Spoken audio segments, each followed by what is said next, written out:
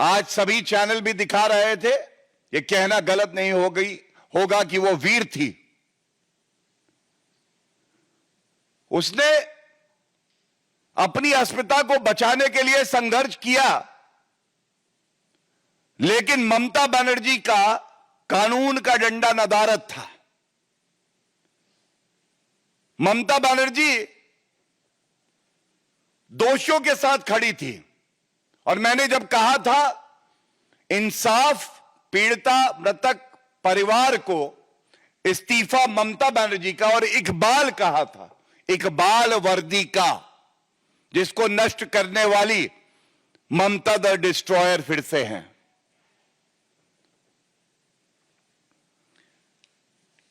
जो रिपोर्ट सामने आ रही हैं और बड़ी जिम्मेदारी से एक नागरिक होने के नाते, हमारी बहन का भाई होने के नाते, भारतीय जनता पार्टी का प्रवक्ता होने के नाते और एक वरिष्ठ अधिवक्ता होने के नाते यह सवाल मैं पूछता हूं। यह सवाल मेरे मुख से पूछे जा रहे हैं, लेकिन ये पश्चिम बंगाल की जनता के सवाल हैं।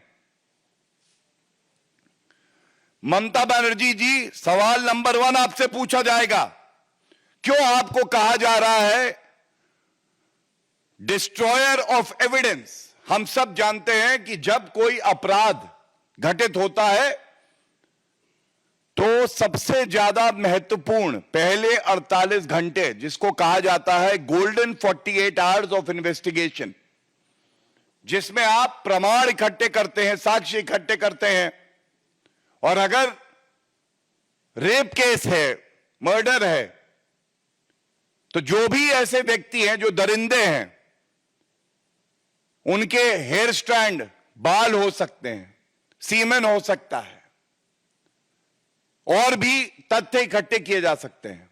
लेकिन देरी का मतलब यह होता है कि प्रोसिक्यूशन, जो कि उस वक्त ममता बनर्जी, क्योंकि गृह मंत्री थी, पुलिस उनकी थी, उनके तत्वाधान में था, उसको कमजोर करने का प्रयास। तो पहला सवाल यह है, ममता बनर्जी, आपका मुझे वक्तव्य याद है, आपने कहा कुछ दिन बाद सीबीआई को मैं जांच ट्रांसफर कर दूंगी अगर मगर। जब ये जघन्य अपराध होने के बाद खबर आती है, त्वरित कार्रवाई करते हुए आपने तुरंत सीबीआई को यह इन्वेस्टिगेशन ट्रांसफर क्यों नहीं करी? यह पहला सवाल है। और हम सबको पता है लापरवाही ऐसी वैसी नहीं, कलकत्ता हाई कोर्ट ने जांच ट्रांसफर करने के आदेश दिए और उसके बाद जांच ट्रांसफर हुई। तो यहां पे ममता द डिस्ट्रॉयर ने जांच जो है वो ट्रांसफर भी नहीं करी। दूसरी बात, पश्चिम बंगाल की पुलिस आपके इशारे पर, आपके आदेश पर, जो मृतक पीड़िता का परिवार था उससे झूठ क्यों बोल रही थी? और मैं आपको 2 प्रमाण देता हूं। पहला, कलकत्ता हाईकोर्ट का जो आदेश आया है विवेचना ट्रांसफर करते हुए, उसमें यह बात स्पष्ट लिखी है। और दूसरा प्रमाण यह है, यह कल का वक्तव्य है मृतक पीड़िता की मां का। और क्या कहा है सुनिए इसे, और इसीलिए कह रहे हैं ममता द डिस्ट्रॉयर ऑफ एविडेंस। पहले एक फोन आता है अस्पताल से तो बताया जाता है कि आपकी बेटी बीमार है, वर्जन नंबर 1। फिर उसके बाद फोन काट दिया जाता है, मृतक पीड़िता का परिवार दोबारा फोन घुमाता है और उसके बाद उन्हें बताया जाता है कि आपकी बेटी ने आत्महत्या कर ली है। और यही कलकत्ता हाईकोर्ट के जजमेंट में भी लिखा है। इसके बाद परिवार अस्पताल पहुंचता है और 4 घंटे तक, करीब करीब जो पहला कॉल आया था उसके 4 घंटे तक 3 घंटे इंतजार कराने के बाद उन्हें अपनी बेटी का जो पार्थिव शरीर है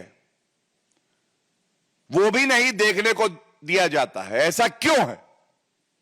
ये जो 3-4 घंटे थे, इसमें कौन से प्रमाण जो है वो नष्ट किए जा रहे थे, ये पूछा जाएगा। और मैं एक वाक्य पढ़ दूं जो उनका वक्तव्य है। हमें शुक्रवार को सुबह 10:53 बजे ये फोन आया। जब हम वहां पहुंचे अस्पताल तो हमें उसे देखने को नहीं दिया गया, हमें उसे 3 बजे देखने दिया गया। और उसके बाद जो वर्णन है, क्योंकि हमारी बहन की अस्मिता का सवाल है, वो मैं आगे नहीं पढ़ रहा हूं। और नहीं पढ़ रहा हूं क्योंकि ये दरिंदगी का प्रमाण है और कोई भाई ये शब्द नहीं पढ़ सकता है। पीड़ा जरूर है, लेकिन वो शब्द और वो वाक्य मैं नहीं पढ़ूंगा। लेकिन इसके बाद क्यों एविडेंस डिस्ट्रॉय किया, तीसरा मुख्य बिंदु यह है कि जिस प्रिंसिपल को सस्पेंड करके एक्सपेल करना चाहिए था, उसको 12 घंटे में कलकत्ता में ही पुनः पोस्ट किया जाता है और फिर से फटकार लगाता है कलकत्ता हाई कोर्ट। चौथी बड़ी बात जिस पे ध्यान देने वाली है, और ये मृतक पीड़िता का परिवार कह रहा है कि हमें ऐसा प्रतीत होता है कि ये एक दरिंदे का कृत्य नहीं है, इसमें कई लोग शामिल हैं। लेकिन जब तक ये विवेचना कलकत्ता पुलिस के पास थी, करीब 5 से 6 दिन, गैंग रेप इस एस्पेक्ट को इन्वेस्टिगेट नहीं किया उन्होंने। और इसकी वजह क्या है ये भी स्पष्ट कर दें। इसकी वजह यह है, अरेस्ट हुई एक, अगर गैंग रेप होगा तो अरेस्ट होंगी और भी, जरूरी है, अनिवार्य है, और अरेस्ट ये करना नहीं चाहते थे। और इसीलिए गैंग रेप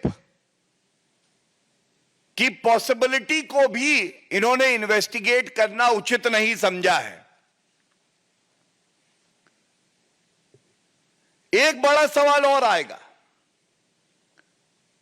जब बलात्कार के बाद हत्या कर दी जाती है तो पोस्टमार्टम बहुत ही क्रूशियल पीस ऑफ एविडेंस है। पोस्टमार्टम जो है, कलकत्ता में कई अस्पताल हैं, सरकारी भी हैं, किसी और अस्पताल में नहीं कराया गया कि एक न्यूट्रल टीम डॉक्टर्स की पोस्टमार्टम करे। आनन फानन में, जल्दबाजी में वहीं पे कराया गया।